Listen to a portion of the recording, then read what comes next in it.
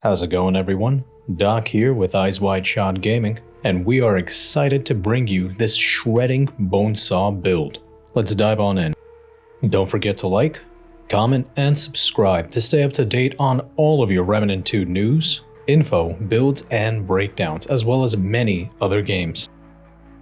It's a new day, a new video, and yet another new update to Remnant 2 with a huge buff to many mods.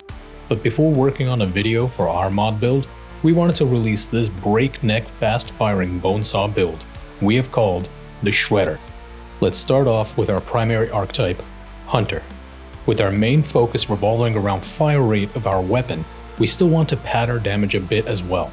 So with the damage perk Deadeye, we get an increase of 40% to our range damage, 15% to weak spot damage, and 5% increase to ranged critical chance. With this archetype, the skill we went for is Hunter's Focus. Since we'll be holding down the trigger, spinning 150 rounds anyway, this skill will help us enter a focus state, which reduces weapon spread, recoil, and sway by a whopping 50%, and grants us another increase to our ranged and ranged weak spot damage by 25%. With Hunter's Focus, when we aim at an enemy, we also mark them, which raises our crit chance against said enemies by 10%. For our secondary archetype, we have Gunslinger. With this one, we get a little bit of love for both our fire rate and range damage from the damage perk Swift Shot. Fire rate going up by 15% and range damage by 25%, as well as another 5% increase to crit chance. We also want to point out the utility perk Quick Hands, which will help us increase our reload speed for the BoneSaw by 20% every time we reload an empty mag. The skill we picked with Gunslinger is obviously Bulletstorm. This gives us yet another increase to fire rate by 20%, as well as reload speed by 50%. Our build may revolve around fire rate, but we can't omit increasing our damage, so let's get into the amulet and rings to see how exactly we did this. Our amulet is the Zero Divide. This will give us infinite reserve ammo and increase our range damage by 15%.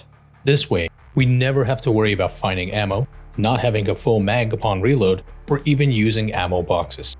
For our first ring, we went with the Micro Compressor. The BoneSaw may have 150 rounds per mag, but with the large bullet capacity comes heat. So to mitigate heat generation, we equipped this ring. It reduces heat generation per round when firing by 30% and increases the cooldown of the weapon by 30% as well. Our second ring is the Burden of the Destroyer. This is where our damage begins to stack. The Burden of the Destroyer decreases our range by 35%, but it increases our damage by 15%. With damage in mind, we continue on to our third ring, the Stone of Expanse. This further increases our range damage by 12%, but reduces all other damage dealt by 5%. Since our main output comes from BoneSaw, we don't really take a hit with the negatives of this ring. And finally, the tried and true, our fourth ring, Xania's Malice.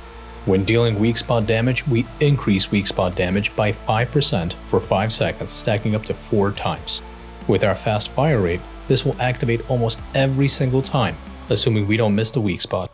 Let's move on over to our weapons. For our secondary, we have the Corrupted Rune Pistol.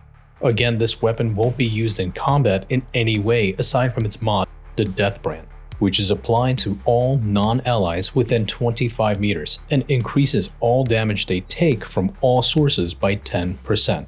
With this weapon, the mutator we have on is Harmonizer. The level 10 perk generates 25 additional mod power for the stowed weapon, in this case being our bread and butter, the BoneSaw.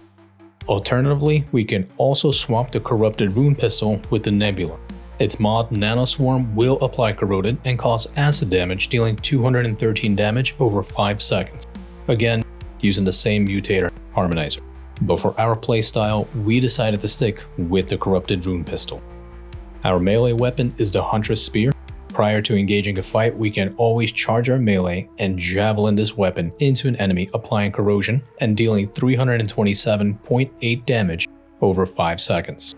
And for the primary, the XMG57 BoneSaw. 36 damage per bullet, 9.5 rounds per second, and a massive 150 round magazine. We equipped the mod Overflow to further increase our fire rate by 15% and reload speed by 15%, as well as imbue our ammo with Shock, which applies overloaded, dealing 115.5 shock damage every 5 seconds to the enemies. The mutator we equipped is Ingenuity. This will help us reduce the heat generation of our weapon by 30%, allowing us to fire off the entire magazine without worrying about a hot barrel. And at level 10, the reload speed is increased up to 55% based on the weapon's heat accumulation. For our relic, we have on the Profane Heart. This gives us a 3% lifesteal bonus that stays active all the time. On the left hand side, our stats. Health sitting at 121, stamina at 106, armor at 229, and our weight just under a heavy flop at 75. Over on the right, we have our traits, main focus being around Gifted, Spirit, Expertise, and Chakra. The Fragments and Prism we are using absolutely enhances our build even further. For our Fragments, we need critical damage, heat reduction, and range damage. Let's now go over to the ward and see how to use this weapon before diving into some boss rush. So we activate the Corrupted Rune Pistol, turn on both of our skills, use our mod, and hold the trigger down for 11 seconds before needing to reload, dishing out an average of 4,500 to 6,000 DPS. We hope this build helps many of you enjoy boss rush that much more, and as always, thank you for watching, thank you for listening, and until next time, so long.